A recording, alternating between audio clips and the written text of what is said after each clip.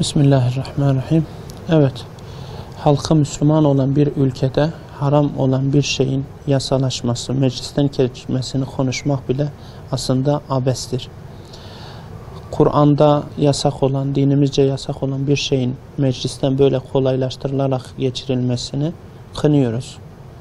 O meclisteki insanlar, milletvekilleri, o yasayı geçirenler, o yasayı sunanlar, raporlar halinde sunanların eminim ki babaları, ataları onlara nasihat etmiştir ki yavrum dinimizce kumar haramdır, kumar zararlıdır, aman ha uzak dur. Fakat onlar şu anda yasalaştırıp bu ümmetin evlatlarına bu tarz daha önce zor olan, sadece gece kulüplerinde şurada burada zorla yani herkesin yapamayacağı bir şeyi, bir kötülüğü, bir günahı şu anda kendi devlet eliyle daha da kolaylaştırarak her eve, her isteyen 2-3 lirası olan dahi gidip de rahatlıkla kumarını oynayabilecek. Bu vebal onlara yeter. Biz Müslümanız. Kur'an'ın yasak kıldığı bir şeyi bizim doğru bulmamız söz konusu değil. Onların da doğru bulmaması lazım. Eğer Müslümanım diyorlarsa ki namaz kılıyorlar, Kur'an okuyorlar. Hatta Sayın Cumhurbaşkanı birçok cenazede Bakara suresini okuyor, ilk ayetlerini. O kitap ki muttakiler için inmiştir. Yani muttakiler sakınandır. Her türlü Allah'ın yasak haramlarından korunan kişiye biz takva sahibi muttaki diyoruz. Yani bir yoldaki karıncaya dahi basmamaya dikkat ederken Allah'ın açıkça haram kıldığı bir şeyi doğru bulmamız ve bunun da açık devlet eliyle oynanmasını kabul etmemiz imkansız bir şeydir. Müslümanın kumarı, içkiyi, fuhuşu, zinayı hoş görmesi, serbest olmasını istemesi imkansız bir şeydir. Kumar daha önce zenginler arasında dönen, böyle toplumun her kesiminden kolayca ulaşılmayan yerlerde oynanıyordu. Fakat sosyal medya üzerinden ya da köşe başlarında devletin izniyle açılan iddia bayilerinde istedikleri an istedikleri gibi herkes gidip kumar oynuyor. Ve bu kumarı da bir de spor adı altında, spor üzerinden oynatıyorlar. Ki malumunuz futbol özellikle ülkemizde çok rağbet gören bir spor. İnsanlar futbolu takip ederken bir de para kazanayım hırsıyla çok basitçe hani daha kolay bu yola tenezzül edebiliyorlar.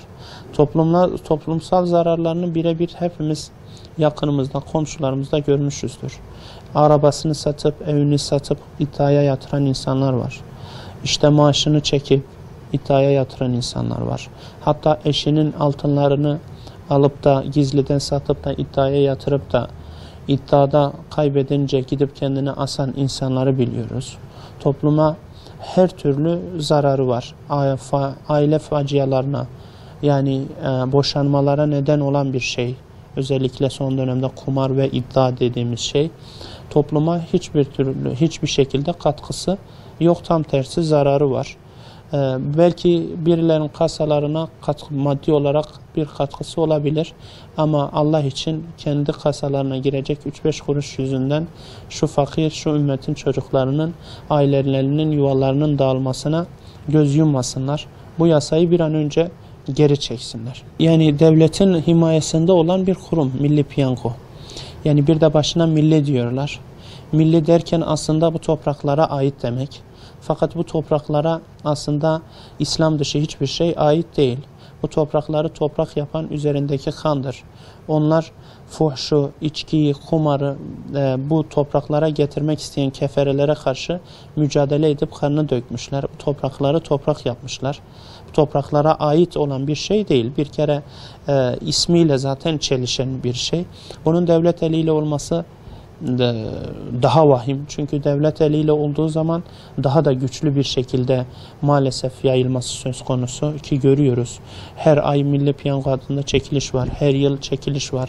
O yetmedi sayısal loto, o yetmedi iddia, o yetmedi işte at yarışı falan filan derken gerçekten her tarafımızı kumar, iddia bahse çevirdiler. Dediğimiz gibi İslam'ın yasakladığı bir şey, İslam fıtrat dinidir. İslam'ın yasakladığı bir şeyin bize hayır getirmesi, velev ki trilyonlar getirsin devletin kasasına, ki hayır getirmesi umulmamalı, getirmeyecektir de topluma da zararları devam edecektir. Çocuk kalkar babasına bakar. Babası eğer kumar oynuyorsa, iddia oynuyorsa çocuk da oynayacaktır. Ya da çocuk yolda yürüdüğü yerde kumar köşe başlarında rahatça oynanıyorsa ve cazibesi varsa ve çok cüzi paralar ile oynanabiliyorsa bu çocukta bir iştah meydana getirir. Çocuk için kolay bir şeydir gidip oynaması.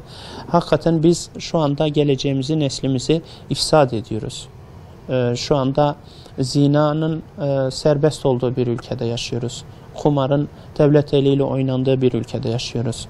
Faiz alabildiğine, İslam'ın yasakladığı bütün maalesef günahlar toplumda, kimisi de devlet eliyle yapılmak üzere yaygın bir hale gelmiş. Sonra da çocuğumuz, gençliğimiz diyoruz, dindar nesil diyoruz, çocuklarımıza ne oldu diyoruz, ahlaki yozlaşma diyoruz. Aslında baktığımızda birinci elden devletin eliyle yapılan yanlışlardan kaynaklanan toplumu ifsad etme ve neslimizi kaybetmeyle karşı karşıyayız. Buradan yetkililere çağrımız şudur: bu yasayı derhal geri çekmeleri ve onunla kalmayıp mevcut bütün kumarla alakalı her şeyin sona erdirilmesini talep ediyoruz.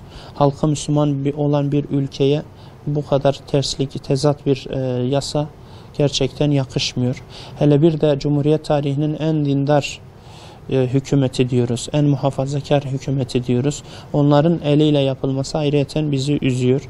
Bir an önce toplumu ifsada götüren, yuvaları dağıtan ve insanları cehennem tehlikesiyle karşı karşıya bırakın bu yasaları bir an önce geri çekmesini istiyoruz. Özellikle o mecliste bulunan oy hakkına sahip milletvekillerinin bu işe karşı çıkmasını, muhalefet partilerinin, sivil toplum kuruluşların, toplumun her katmanından bu yasaya karşı durmalarını ve bir an önce bu yasanın da geri çekilmesini talep ediyoruz.